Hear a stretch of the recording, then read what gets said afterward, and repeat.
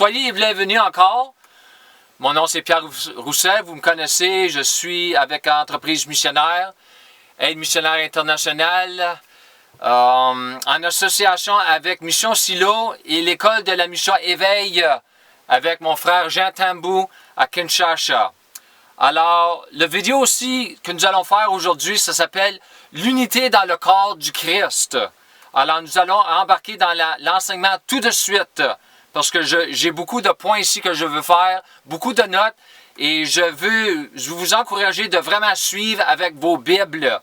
Alors, avant que je commence, je veux vous dire que j'avais promis que j'étais pour me servir de la Louis II, mais j'ai décidé de prendre la Bible Amplified. C'est seulement en anglais et je la traduis en français parce que l'Amplified est encore plus précis avec le grec. Alors, je commence avec ceci. Avant que nous puissions avoir une vraie unité entre nous-mêmes, comme entre chaque croyant, nous devons avoir un certain montant d'unité entre nous et notre Seigneur. Le Seigneur qui est la tête du corps. Vous savez qu'il y a beaucoup de croyants dans l'Église qui sont sauvés, ils sont renés de nouveau, ils ont été régénérés dans leur esprit, mais ils ne sont pas en une union comme ils devraient être avec le Seigneur Jésus-Christ à travers la personne de l'Esprit Saint qui habite en eux. Alors ici, en Colossiens 2, versets 6 et 7, verset 6 nous dit ceci, « Comme vous avez donc reçu le Seigneur Jésus, ou le Christ Jésus, le Seigneur. » Pas le Sauveur, le Seigneur. Après Jésus vous a sauvé, Jésus veut devenir votre Seigneur. Marchez ainsi et réglez vos vies et conduisez-vous en union avec et en conformité complète avec lui. C'est très puissant. Il y a des mots-clés ici que je veux souligner. C'est le mot « marcher » et « régler » et « conduisez » en union. Vous voyez le mot « union » ? Verset 7. Ayez la racine de votre être fermement et profondément planté en lui, qui lui, le Seigneur. Christ Jésus, le Seigneur. Fixé et fondé en lui, le Seigneur. En étant continuellement bâti en lui, le Seigneur, devenant de plus en plus confirmé et établi dans la foi, comme vous l'avez appris, abondant et débordant d'actions de grâce. Alors, nous avons autres mots-clés ici, des mots puissants. Moi, en anglais, je les appelle power words, des mots de puissance. Nous avons le mot racine et aussi fermement, profondément planté. Ça, c'est en contexte avec notre union avec le Seigneur Jésus-Christ. Aussi les mots fixé et fondé. Aussi, nous avons les mots continuellement bâti, construit. Et aussi le mot établi. Vous savez, après nous marchons ou nous travaillons à bâtir une union forte avec notre Seigneur Jésus-Christ, nous devons aussi vraiment faire un effort de bâtir une union entre chacun de nous dans le corps du Christ, où nous sommes placés. Que ce soit l'Église, que ce soit une école de Bible, que ce soit un groupe de croyants qui se rencontrent pour des écoles, pour des études de la Bible, que ce soit. Alors ici, je veux toucher sur ce point-ci, l'unité entre les croyants. Non seulement l'unité entre le croyant et son Seigneur, mais l'unité entre les croyants. Alors, si je commence, je ne lirai pas tous les versets, mais je donne les versets, les références pour que vous puissiez les regarder vous-même. Je commence ici avec 1 Corinthiens, chapitre 10. Non, je m'excuse. Chapitre 1, verset 10 à 11. Mais le verset que je veux vraiment souligner, c'est verset 10. De l'Amplified, traduit en français. Paul ici, il dit, « Mais je vous exhorte, frère. » Le mot « exhorte », c'est un mot très puissant. par le nom de notre Seigneur, tu vois, nous avons le mot Seigneur encore, Jésus-Christ, afin que vous soyez en parfaite harmonie.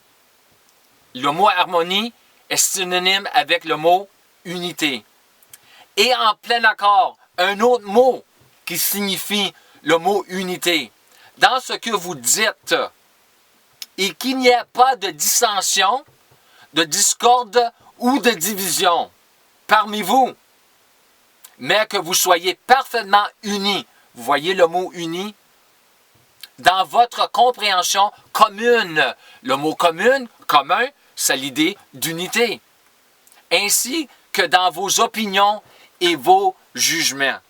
C'est un verset très puissant. Très puissant. Un autre verset. Il y a beaucoup de versets, mais je dois garder les enseignements assez courts possible, autant possible. Le prochain verset, référence, c'est trouvé dans Éphésiens 4. Le chapitre 4, ou le 4e chapitre d'Éphésiens, commençant avec versets 11 à 13 et ensuite 15 à 16.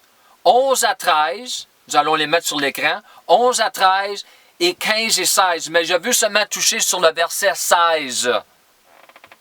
Car à cause de lui, qui lui? Le Seigneur. Tout le corps de l'Église, dans toutes ses parties diverses, étroitement unis, nous avons le mot uni, et solidement unis par les articulations et les ligaments auxquels il est fourni, quand chaque partie de puissance adaptée à son besoin fonctionne correctement dans toutes ses fonctions. Grandit à la pleine maturité, se construisant en amour. Beaucoup de mots puissants ici encore. La parole est pleine de mots puissants, power words. Alors, ici, je continue sur des commentaires, des notes et des observations concernant le thème d'unité dans le corps du Christ. Et même dans les vidéos que nous allons faire avec la mission Silo et l'école de la mission Éveil, l'unité entre l'Église et l'école. Parce que vraiment, l'école et l'Église sont une, parce que nous sommes un seul corps. Et comme j'ai dit d'avance, moi j'encourage de ceux qui font partie de l'école, ceux qui font partie de l'Église Mission Silo, qui s'impliquent dans l'école. Et ceux qui sont dans l'école, qui ne font pas partie de Mission Silo encore, qui s'impliquent pour que vous deveniez un. Parce qu'il y a une force dans dans l'unité. Point numéro 1. L'unité doit commencer parmi nous. Avant que nous puissions voir une grande unité parmi le reste du corps du Christ qui est l'Église universelle. Moi, je veux dire que nous devons bâtir l'unité où nous sommes. Parce que si nous voulons voir de l'unité dans nos propres villages, nos propres villes, nos régions, nos districts, nos provinces, nos États et la nation, ou les nations, nous devons commencer où nous sommes.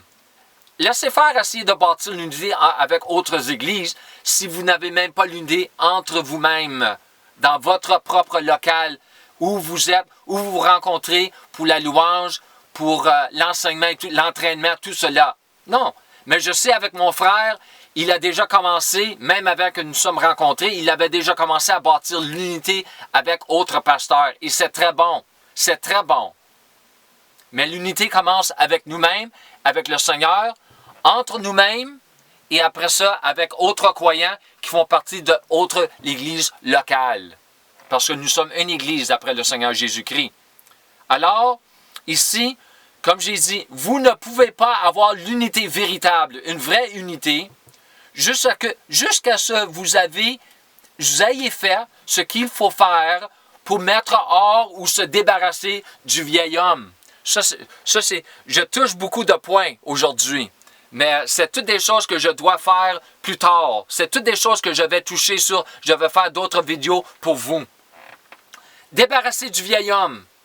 En d'autres termes, l'unité véritable entre nous-mêmes ainsi qu'avec notre Seigneur est impossible, jusqu'à ce que nous ayons appris à mettre l'homme nouveau, qui se trouve à être le Christ lui-même.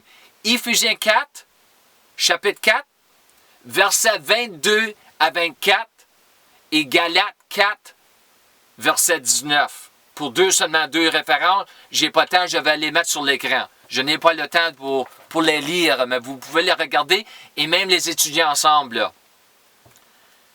Ma prochaine note s'est trouvée en 1 Corinthiens, chapitre 12. Commençant avec versets 1 à 10, et après nous avons verset 11, et après nous avons verset 12 à 27, et ensuite verset 28. Je les brise comme cela parce que je vais vous montrer quelque chose que même moi je n'avais pas vu jusqu'à dernièrement. Premièrement, l'unité parmi les dons qui se trouvent dans verset 1 à verset 10. Spécifiquement, les dons. Comment Dieu a l'intention que les dons travaillent, fonctionnent, opèrent en unité. Verset 11. Tous ces dons, accomplissements et capacités sont inspirés et conduits par un seul et même Esprit Saint qui répartit à chaque personne individuellement exactement comme il le veut. Alors nous avons le mot don et nous avons le mot personne dans verset 11. Vraiment, le verset 11, c'est ça qui joint verset 1 à 10 à la prochaine verset 12 à 27. 12 à 27, nous avons spécifiquement l'unité dans le corps. 1 à 10, nous avions les dons. L'unité, comment les dons doivent fonctionner ensemble avec différents croyants.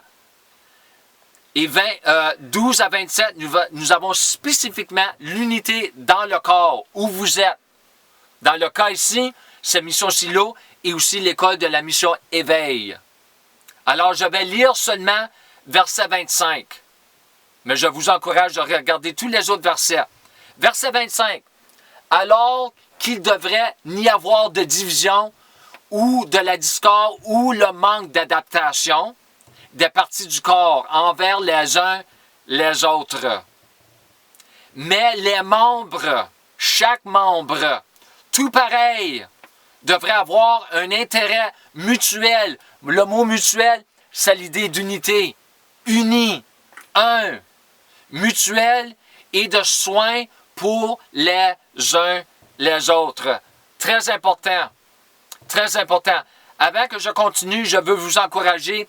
Ces versets, marquez-les, écrivez-les et commencez à les méditer. Commencez à les confesser, les dire. Commencez à les dire dans votre cœur. C'est comme ça que vous semez la parole. Parce que l'unité ne viendra pas, la vraie unité ne viendra pas sans que la parole rentre en nous. Parce que Jésus est la parole. Et la parole nous a été donnée comme une semence. Luc 8, 11. Alors nous devons semer ces versets comme une semence pour que nous puissions être transformés avec cette semence, pour que nous puissions avoir une récolte de ces semences, de ces versets. Alors 28, je ne veux pas laisser 28, mais j'enseigne pas sur 28 aujourd'hui. Ça, probablement, ça va être mon prochain vidéo que je vais faire. Mon frère m'a demandé de faire un enseignement sur le gouvernement de l'Église. Comment gouverner l'Église. Alors ici, 28, c'est très important. Je ne le lis pas, mais je le mentionne, je le souligne. Verset 28, ça a à faire avec le gouvernement de l'Église qui est aussi trouvé dans Éphésiens 4, 11. Alors ça, c'est tous des versets que j'ai déjà mentionnés. Ils travaillent tous ensemble. Ils travaillent tous ensemble. L'administration de l'Église, le gouvernement, comment Dieu gouverne son Église. Le prochain point, très important ici aussi, le terme en Christ, c'est partout dans les épîtres, spécifiquement les épîtres de Paul, Saint Paul. Il y a, je crois, il y a au-dessus de 100 références de en Christ dans le Nouveau Testament, dans le grec. En Christ, qui est mentionné partout dans les épîtres, peut être traduit aussi, qui peut être traduit aussi en union avec ou uni avec. Alors, chaque fois que vous lisez en Christ, je suis une nouvelle création en Christ, que ce soit, vous pouvez traduire en union avec le Christ ou uni avec le Christ. Avec les deux qui portent le mot unité. Un. Le mot un est trouvé dans le mot unité. Hein? Oui, c'est vrai. Aussi, très important ici, Éphésiens 2:6. Il nous a ressuscités ensemble. Ensemble. Unité. Avec lui. Il nous a fait asseoir ensemble et nous en donnant un siège commun. Le mot commun, c'est unité. Ça a à faire avec l'unité. Avec lui. Éphésiens 2:6. Très important. Si nous sommes unis avec lui, nous devons être unis avec chacun de nous. Parce que Dieu est un Dieu d'unité. Le Dieu de ce monde, Satan, le diable, est un Dieu, le diable est pour la division. La parole qui m'est venue l'autre soir, ou le matin, je dirais, c'est ici, moi je pensais que c'était un verset en premier. Je ne l'ai pas trouvé, mais je sais le Seigneur me l'a donné. C'est que Dieu veut nous unir sous un seul chef. Il veut nous unir sous un seul chef, le Christ. Amos 3:3, un verset dans l'Ancien Testament. Je ne peux pas négliger l'Ancien Testament. Peut-on marcher ensemble à moins d'être en accord ou d'accord? Unis, unité. C'est partout dans la Bible. Éventuellement, je vais faire un grand enseignement, peut-être une série de 3-4 vidéos pour mon site web sous le titre d'unité dans le corps du Christ. Alors, dernière note, avant que je finisse ici. En ce qui concerne, ici, je touche, bref, le gouvernement de l'Église. OK? Mais j'embarque dans le thème d'unité. En ce qui concerne le gouvernement de l'Église, Dieu n'a pas d'autre choix que de gouverner sa propre Église, le corps du Christ, par l'intermédiaire de tous ses dons et fonctions. Oui, très vrai. Sans les dons, Dieu n'a rien à travailler avec. Moi, j'ai des dons. Vous avez des dons. Vous devrez découvrir vos dons dans le naturel, spirituel. Et sans ces dons, qu'est-ce que vous allez faire? Nous nous exprimons, notre personne, qui nous sommes, avec les dons que nous avons. Qu'est-ce que moi je fais présentement? Ça fait partie de mon don. Si je n'avais pas ce don-là, je ne pourrais pas faire ce que je fais aujourd'hui. Alors, avec l'intermédiaire de tous ces dons et fonctions. Mais, une des grandes clés que Dieu gouverne avec, c'est l'unité. C'est l'unité. Et c'est parfaitement logique, n'est-ce pas? Comment peut-on bien gouverner une ville, une nation, une famille, que ce soit, par la division, la dissension ou que ce soit? C'est impossible. C'est impossible. Même dans le gouvernement, il y a un certain montant d'unité pour que le gouvernement puisse gouverner cet endroit, cette ville, cette nation, que ce soit. Il doit avoir une unité. Même des fois, si ce n'est pas une bonne unité, il doit avoir une unité. Avec le diable, il y a une unité pour accomplir ce qu'ils veulent accomplir. Pour la chute, non seulement la chute de l'homme, mais pour que l'homme soit perdu pour l'éternité. Il y a une grande unité entre les démons et tout cela. Alors, comment plus que nous devons avoir l'unité dans le corps du Christ, le royaume de Dieu? Alors, je parle de l'unité dans les bonnes choses, pas dans les mauvaises choses. Bien sûr, concernant être en union d'intelligence et de pensée selon une intelligence correctement renouvelée à son intelligence et avec son intelligence, le Seigneur Jésus-Christ. Et tout cela est une grande partie de son royaume et comment Dieu veut gouverner son royaume sur la terre. Il n'y a pas de division au ciel. Non, il y a unité parfaite. C'est ici que nous devons bâtir l'unité pour que son royaume avance sur la terre à travers de son Église, par son esprit. Vous pouvez avoir tous les bons dons et les fonctions de chaque membre. Écoutez ça ici. Mais si ils n'apprennent pas comment travailler ensemble les uns avec les autres dans une grande unité, comme dans le travail d'équipe, comme travailler en équipe, comme même dans les sports. Il y a de l'unité dans les sports. Moi, je n'ai pas le temps pour les sports, mais même dans l'unité, quand moi je jouais dans les sports, le hockey, que ce soit la balle, tout cela, il y avait tout le temps une unité entre les joueurs pour battre l'autre équipe, pour faire des buts. Il y avait une unité encore plus dans le royaume. Alors, Dieu ne sera pas en mesure d'obtenir le résultat qu'il attend de nous concernant son travail sur la terre. Dieu s'attend sur nous pour avoir l'unité. C'est à nous, avec sa parole, son esprit en nous, tout cela, c'est à nous à bâtir l'unité. Parce que Dieu est un Dieu d'unité. Dernière pensée. Toutes ces choses mentionnées ont une chose, un mot en commun, qui est ce petit mot un, UN. Si vous remarquez le mot unité ou uni a ce mot-là, UN. Même les mots nous, tous, portent cette idée de l'unité. Alors, comme j'ai dit, l'unité, c'est pas... Il y a un grand problème dans l'Église aujourd'hui, ça fait des années, mais c'est possible avec l'Esprit Saint certainement, mais avec la parole. Alors, nous devons vraiment étudier le sujet d'unité. Je vous encourage, moi, que ce que j'ai partagé aujourd'hui, c'est très petit, mais c'est une bonne fondation. C'est une bonne base que vous pouvez commencer à bâtir sur ce que je vous ai enseigné. Et je suis très certain que vous avez déjà commencé à enseigner sur ce sujet, ce thème d'unité. Alors, je vous encourage, je vous remercie pour votre temps, je vous remercie pour votre amour. À la prochaine vidéo. Amen.